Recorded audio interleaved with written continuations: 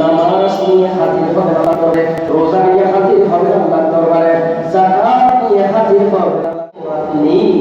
فقال رسول إن المخلص من أمتي من يأتي يوم القيامة بصلاة وصيام وزكاة الله حبيب বলেন আমার উম্মতের মধ্যে মুখলেস নিঃস্ব ব্যক্তি হচ্ছে সে যে ব্যক্তি কিয়ামতের ময়দানে নামাজ নিয়ে হাজির হবে আল্লাহর দরবারে, রোজা নিয়ে হাজির হবে আল্লাহর দরবারে, যাকাত নিয়ে হাজির হবে আল্লাহর দরবারে।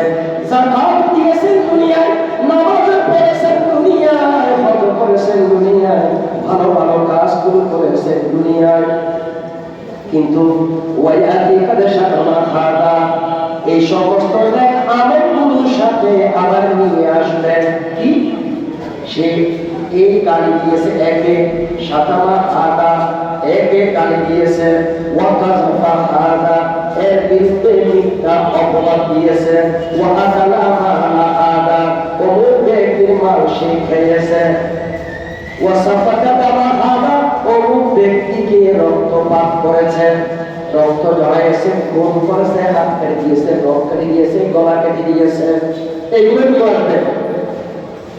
নামাজ, রোজা, হজ এই সব নেক আমল যখন নিয়ে উঠবে কিয়ামতের ময়দানে, অন্যান্য দুনিয়ায় যে অপরাধগুলো করেছেন সেইগুলো নিয়ে হাজির হবেন।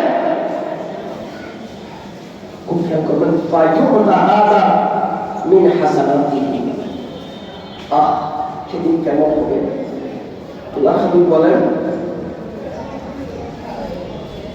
তো যারা যাদেরকে গালি দিয়েছেন, মন্দ বলেছেন,